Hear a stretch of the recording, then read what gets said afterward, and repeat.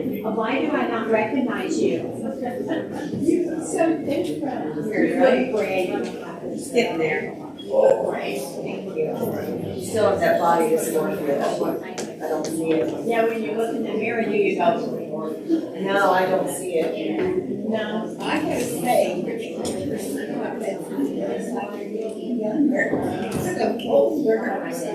Looks like it's about time to get started this morning. Have a good time. I'd like to welcome you all here. I'll be teaching class this morning, and whether or not I finish, maybe next Sunday morning. But Mike will be doing the sermon. We're going to ease him back into the work and get going this morning. So I would like to ask Steve Dalpett if he would lead us in a word of prayer for our class. Our Father, which art in heaven, we thank you for this day. We thank you for this great country where we live, and for the freedom that we have in being allowed to assemble here without fear of others. We ask you to be with us as we go through this study and help us to be willing to take what we've learned, to prove it, to put it into use in our lives. We thank you for your Son and his sacrifice. We thank you for your word. Your Son brought to us. In Christ's name we pray, amen. The last couple of lessons I did on Daniel, we looked at Daniel in not eating the king's food, and lessons in faith and endurance, in what Daniel was doing in keeping God's word and looking for those things. We talked about that. And the second lesson I did concerned Daniel's prophecies and some of the history that goes back with it, the connections that we see in some of the Old and New Testament passages about what those prophecies were referring to. And so I want to continue in that instance, and I want to look at another few instances here about faith and endurance. But I wanted everybody to understand the time frame for Daniel. This timeline is awfully busy, more busy than I wanted, but it gives you some idea of when the books were written and what the times that they apply to, with particular attention to the 70 years up there on the kind of the upper right. That's the captivity in Babylon. That's where Daniel is in the government. That's where his three friends are. That's what we'll be talking about today. Basically in that time period, and where they lie relative to Jesus and to them coming out of Egypt, it's been quite some time. And we can take a look at this one. This was a little simpler one, and some of the things we're going to talk about, if I get to them today, all the clues are there for you. If you want any of this material, all you have to do is give me your email address or send me an email and say, send it to me, and I will send it to you. If you don't get email, come to me and tell me, I need hard copy. I'll give you hard copy. That's all you want. I'll give you exactly the copies of this if you want it.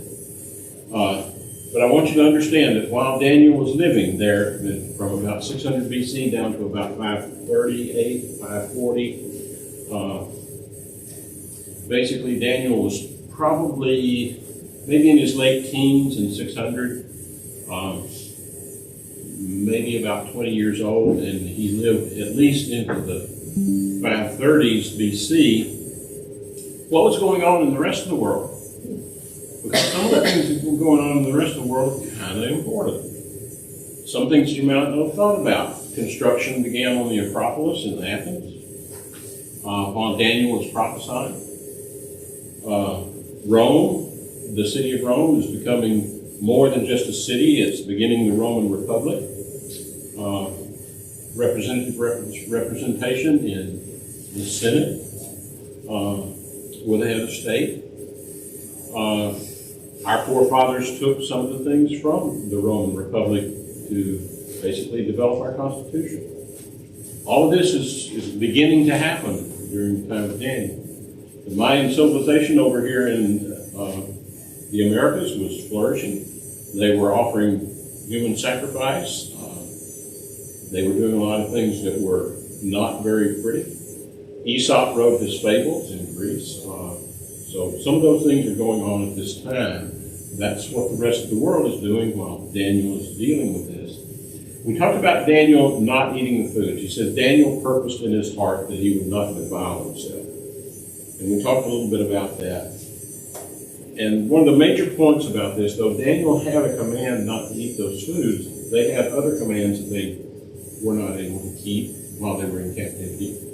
The old law determined what kind of clothes they wear, 2 different kinds of cloth. The old law, Mosaic law, told them how far they could go in a day and travel, how they could trim their beards, how they were to treat their women during their menstrual period. All these things that Old Testament law involved themselves in, I want you to get this lesson from it. It was teaching them something. And I think they missed this, unfortunately. That our relationship with God invades every aspect of our lives. I want you to understand that. And it still does. Whether we're dealing with other Christians, whatever we're doing, and it's primarily bringing every thought into captivity to the obedience of Christ. Everything we do, God sees. Second, yeah, it makes us different. It made them different. It set us apart. It did that. But primarily, I believe, it was aimed at making us understand that our relationship with God invades every aspect of our lives. We talked about that. Daniel's quality of character, he was good looking, he was gifted. All these things went into what he was doing. We talked about how that put him in favor. We talked about basically how that relates to his meekness. Daniel is one of 3 men. Only 3 men that God specifically cites for their righteousness. Do you know who those 3 men are? Who are those 3 men that God specifically cites for their righteousness? Was Noah one? Noah was one. Job was one. And Daniel was the 3rd. He specifically cites these 3 men twice in Scripture as being righteous. And basically, it's one of the things we need to look for Daniel. And from that, I brought up this definition of meekness or meek that you will not find in Webster's dictionary. This is what it seems to be as it's taught in the Scripture by the men who are called meek and cited for those things. So, today I want to get back into that idea. I want to look at the character and what the lessons are that we get from 3 guys.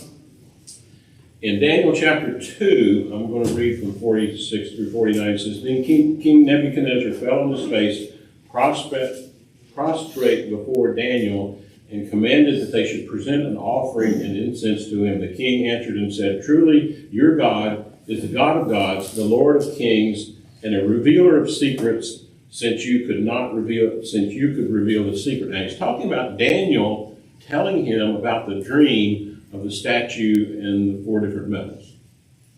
Okay, he's talking about this. And what does he say about God? He says, this is a revealer of secrets, since you could not reveal this secret, or since you could reveal the secret. And then the king promoted Daniel and gave him many gifts and made him ruler over the whole province of Babylon and the chief administrator over all the wise men of Babylon. Also Daniel petitioned the king, and he set Shadrach, Meshach, and Abednego over the affairs of the province of Babylon. But Daniel sat in the gate of the king.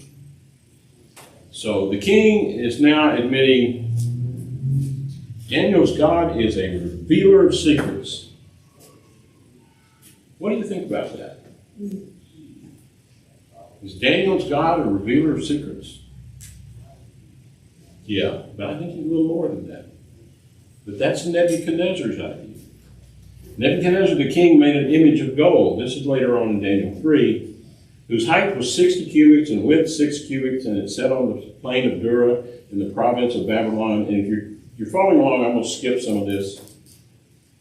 Because the point of this is he set up this image, and then he says in verse 4, to you it is commanded, And he says, "O peoples, nations, and languages." Think about that for a minute. And at that time you hear the sound of the horn, the flute, the harp, the lyre, and the psaltery, and symphony of its kinds of music. You shall fall down and worship this golden image. And he says, "Whoever does not fall down and worship this worship will be cast immediately into the midst of the burning fiery furnace." So at that time, then all the people heard the sound of the horn and the flute, the lyre, and all the peoples, nations, and languages fell down and worshiped the golden image. Does that language sound the least bit familiar to you? What does God say is eventually going to happen? Who's going to come and worship God? All the people, nations, and languages, all the world is going to come and worship God eventually. And now here's Nebuchadnezzar saying, all these people have got to fall down. Now, he's not got the extent of this in mind that I think God had in mind when he said that, but the language seemed familiar to me. And I want you to think about this. What is the purpose of this incident? What are we expected to learn? I'm sure all of you know about Shadrach, Meshach, and Abednego and the fire furnace. But Mike had a really good article in the bulletin a few weeks ago about a student who was instructed to learn by looking at a fish. And basically, he was really frustrated because he got bored with looking at the fish. But the professor kept saying, "Go look at the fish. What did you learn with the fish? What did you see with the fish?" And finally, he began to realize there was more to see in that fish than his first look. And that's one of the things I'm going to try to go to here. I want us to take a little bit closer look at what's going on. He says, "Therefore, at the time, certain Chaldeans came forward, and basically they came to the king, and they told him that there are certain Jews who have set over the affairs of the province of Babylon, Shadrach, Meshach, and Abednego. These men, O king, have not paid regard to you." His pride. First thing. So, what happens? It says, "They do not serve your gods or worship the gold image which you have set up." I can believe that. These were young Jews just like Daniel. I think they were trying to do God's will. So that would be a great accusation to be made of you. What's that? That would be a great accusation to be made of you Yeah, today, that you don't worship the gods of this world we live in. yeah. If you don't worship the woke gods, you're in. They would think it would be a slander, but it would be a good thing. Yes.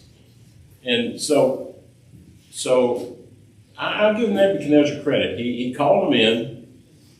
Apparently he was furious, but he called them in and he said, "Is it true?" He gave them a chance to rebut it. What would you do in this situation if the king called you in? Now, this is not the king like we think of today or later on. This is the king that can, at his will, have you destroyed, take your life, separate your head from the rest of your body, or maybe just lock you up and not give you any food and let you die slowly. God can do more, so. Yeah, Which but God are you gonna worship? okay, so there's risk here. What I want you to think about for a minute, there's risk here in how they can answer him. Because he says now, and I want you to fall down, we'll go through all that language again, but if you do not worship, you shall be cast immediately into the midst of the burning fiery furnace. And who is the God that will deliver you from my hands? Okay? And I see this kind of pride in the people that are in our government today. This is just, but what were all the different gods? He's already recognized a God who is a revealer of secrets. Now he's saying, who is the God that can deliver you from my hands? You know, this is the time period when they believed that there were different gods for different purposes. There was a god of the mountains. If you lived in the mountains, you needed to pay attention to the god of the mountain. If you lived in the valley, and I'm just using an example, I don't exactly know the definitions that they had. I hadn't bothered to look them up. I wasn't that interested, other than I know that there were different ones. The God of the valley, you needed to worship the God of the valley. There was God of the weather, God of the rain that brought the harvest. All different gods, and you need to please all these different gods. That was part of that was almost like the culture of wokeism today. It's probably that widespread. Maybe more so.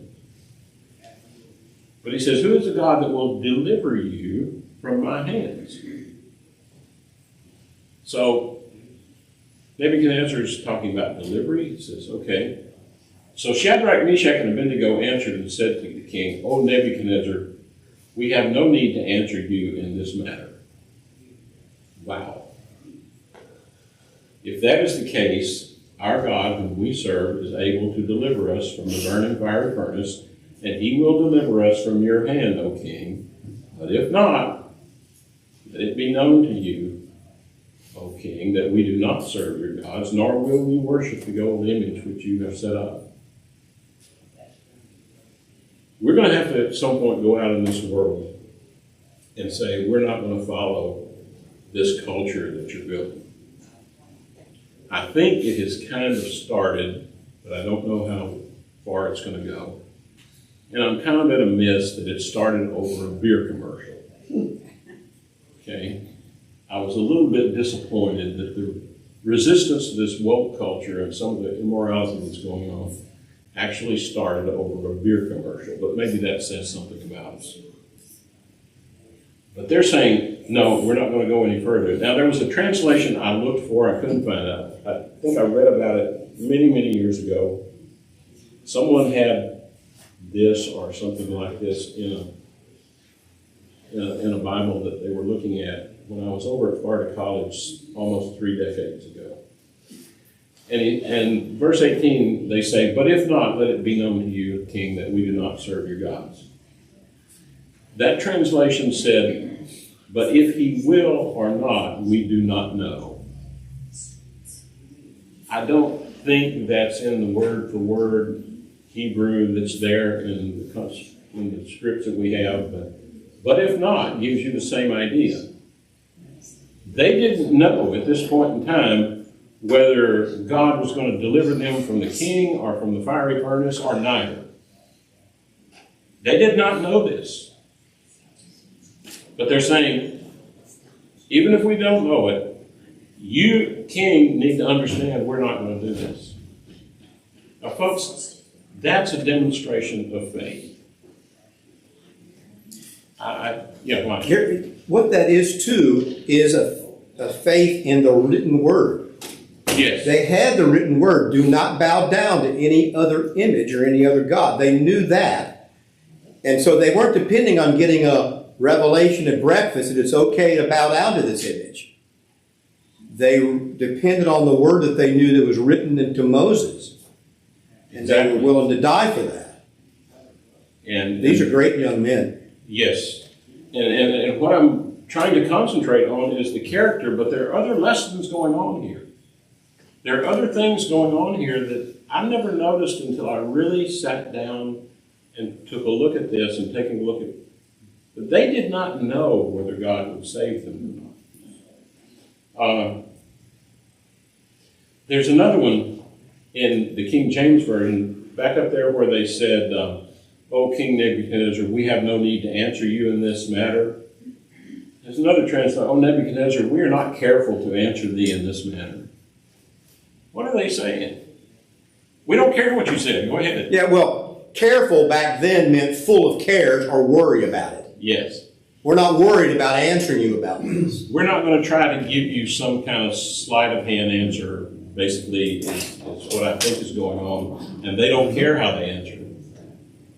We're not going to give you a nice, smooth answer that might give you an out. We're just going to tell you the way it is. That's what we're there. We're not going to have a care about this. But he says, if not, there's an element of uncertainty in what they're doing. And I confess to you, in our everyday life, there's probably an element of uncertainty about what each one of us do from day to day.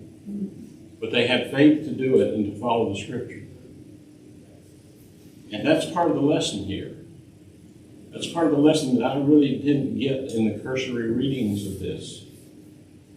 And as I went through it. Job does something similar to that. There's comparison in other scriptures. Job says in chapter 13, he says, hold your peace with me. He's talking to his three friends. And let me speak. And let come on me what may. Why do I take my flesh in my teeth and put my life in my hands? Though he slay me, yet I will trust him. Even so I will defend my own ways before him. He shall also be my salvation, and the hypocrite could not come before him. Job's saying, basically, I think Job's saying, I may be about to say something that God may strike me dead for. But, like he said in verse 19, who is he who will contend with me? If now I hold my tongue, I perish. Be careful when you're in that situation. Hold your tongue. But Job is saying, I have to trust God no matter what. No matter what I think, no matter what my doubts are. I need to trust him. And I'm going to trust him. And that's what the three friends are doing here. It says in Revelation, do not fear any of those things which you are about to suffer. Indeed, the devil is about to throw some of you into prison that you may be tested, and you will have tribulation 10 days. Be faithful unto death, and I will give you the crown of life. I think his point is that he's saying be faithful to the point of death. Because that's what the friends were doing. Yeah, go ahead. You know, if you look at it one way, the king is going to put them in that pit and they were going to burn. You know, of course, like you said, they didn't know if they would. But then again, they're going to burn if they didn't obey God. So you look at it both ways, they could possibly be burned to death. You know, that way. Yeah, suicide basically eludes me. Suicide because you're in pain basically eludes me. Because what's going to happen? Are you going to be free of pain once you're dead in that situation? I'm not certain, but basically it seems to me most of the people that commit suicide are going to end up worse than they were before. In a way, it's taking the human life. Yeah. Simply because of what our culture has done. But he's saying, be faithful to the point of death, and I will give you the crown of life. That's what's going on here.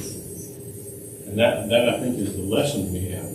Now, they're going to go to the fiery furnace. And there's some points here. He says he spoke and commanded that the heat of the furnace be 7 times more than it was unusually heated.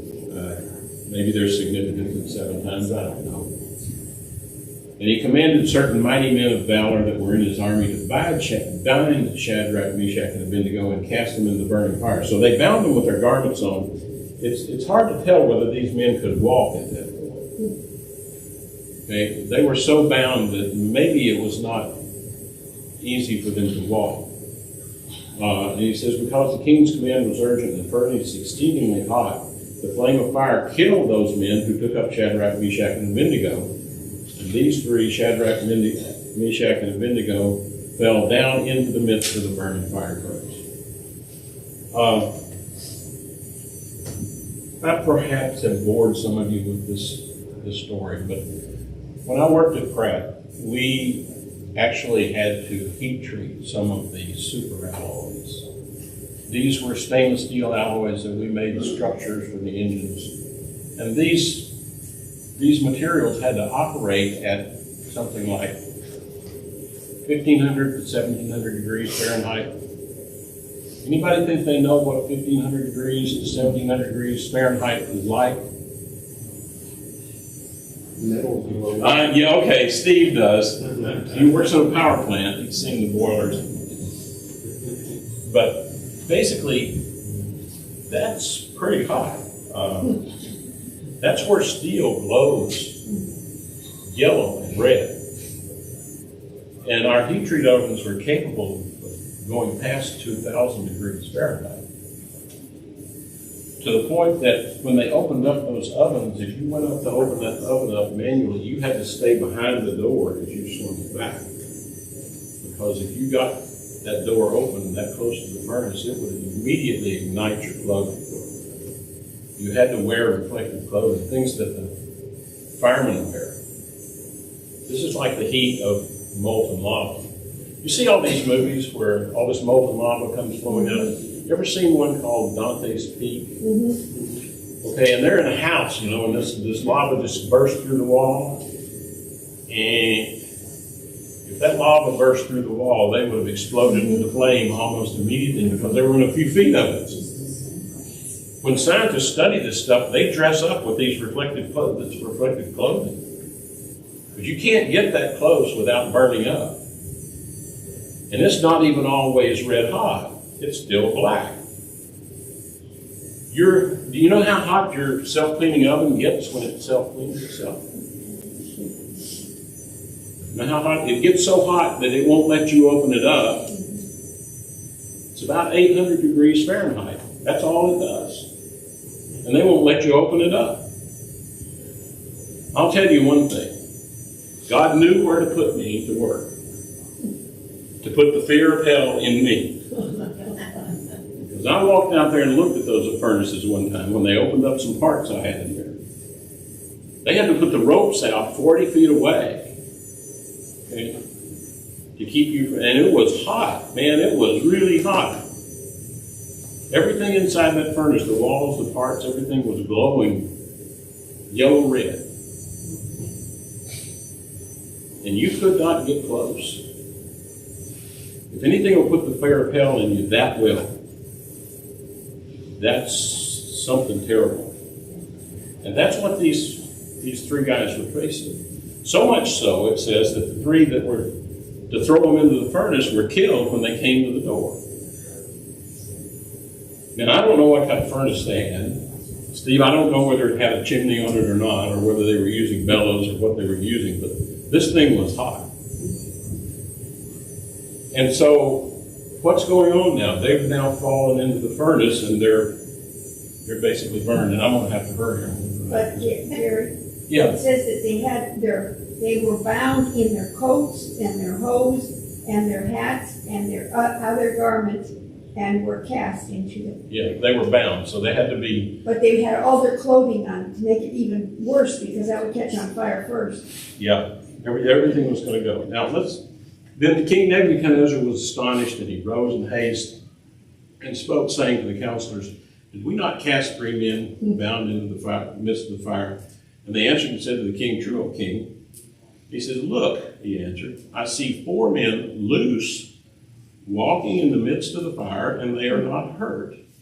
And the form of the fourth is like the Son of God." Now, I don't know how he knew what the Son of God looks like, but obviously this being was different. But there's something else here. Have you ever wondered what they were doing in there? Were they talking to each other? Have you ever wondered about that? Just what they were doing. It was interesting that I found this reference. This is taken from the Septuagint. Now, Jesus quoted from the Septuagint. I don't know, I'm not going to say our translations have left this out, but this is from the Septuagint. It says, "Then these 3 men, Shadrach, Meshach, and Abednego, fell bound in the midst of the burning furnace and walked in the midst of the flame, singing praise to God and blessing the Lord." I don't know, but that just seems natural that they would do that. And Nebuchadnezzar heard them singing, and he wondered and rose up in haste and said to his nobles, "Did we not cast 3 men bound in the midst of the fire?" And they said to the king, "Yes, O king." You think they might have been singing praise to God? I think they might have been. I think this is something that would have been completely. Look at this in Acts 16. "But at midnight, Paul and Silas were praying and singing hymns to God, and the prisoners were listening to them." The connections here are just amazing to me, that we might be thinking of these things. You know that king had to be shaking in his boots. Well, I'll give him some credit, but I'm not sure he got the message, and here's why. Let's say that basically he told them to come out, and the counselors and everybody was gathered around, and the three men came out of the fire and saw that it had no power over them. The hair of their head was not singed, nor were their garments affected, and the smell of fire was not on them. You know, that's complete separation from the fire. And I don't know how you separate them from the radiation of the fire. What I was feeling in those furnaces was mainly radiation. I wasn't even close to any of the products that came out of them. I was just feeling the radiant heat from those things, and it was paralyzingly hot. So they were completely separated from the fire. Whatever God did, he completely separated them from it. And not only that, he completely separated them, I think, from the moment they were bound. Because this killed the three men that were in there, but they've come and they were shoved in with them at the same point those three men were killed, and yet they come out and they don't even smell fire. They were protected from the instant. I think they were protected from the instant they told Nebuchadnezzar that they would not bow down to this image. God had them at that point, completely separated from that fire. And I think that was one of the things that we need to understand. God has you. He has you in his hand when you follow him. He said, Nebuchadnezzar says, "Blessed is the God of Shadrach, Meshach, and Abednego, who sent his angel and delivered his servants who trusted him. And they have frustrated the king's word, yielded their bodies that they should not serve nor worship any god except their own God." Basically, he says angel. Now, that word angel there is a reference to this Old Testament word, and it cites another word. Basically, the 4397 is the one used at the burning bush. And it means dispatched as a deputy, a messenger, specifically of God. Basically, these two words mean the same thing, though they're different. He says, now, look what Nebuchadnezzar says, and this is the message that I think I want to leave you with. Nebuchadnezzar was looking at this, and yeah, he sees something, but he's still not quite getting the message. He says, "Therefore I make a decree that any people, nation, or language which speaks anything amiss against the God of Shadrach, Meshach, and Abednego shall be cut in pieces, and their houses shall be made as an ash heap, because there is no other God who can deliver like this." Then the king promoted Shadrach, Meshach, and Abednego in the province of Babylon. Remember when he talked to Daniel? This is the God who can reveal secrets. This is now a God who can deliver. Okay? But he's still got some learning to do. If we ever get a chance to study all of Daniel, we'll talk about Daniel's going to reveal another dream to him. Nebuchadnezzar's going to be humbled for a while, and then he's going to get the message. He's learning in process. This was not only done for our benefit, it was done for Nebuchadnezzar's benefit. There's learning going on both sides here. And I think this is one of the things that we can learn about. The lesson's yours. I'm done. I'm out of time. If you got any questions, if you want any of this material, I got a bonus thing that I can do about some more prophecy. Because I was doing character and prophecy and character and prophecy. And so if you want any of this material, let me know.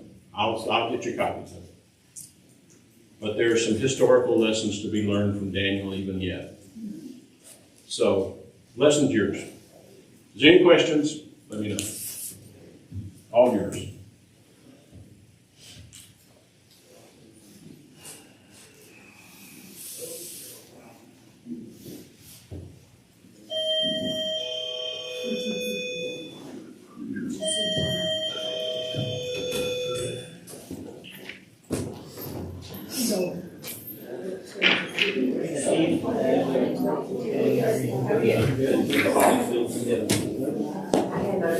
What is that hanging see if it gets some power. Yeah, something happened to it. How that, I didn't notice that. Was that there? Yeah. The whole plan. Wasn't near it wasn't near that something. I thought you might have been messing. I said, maybe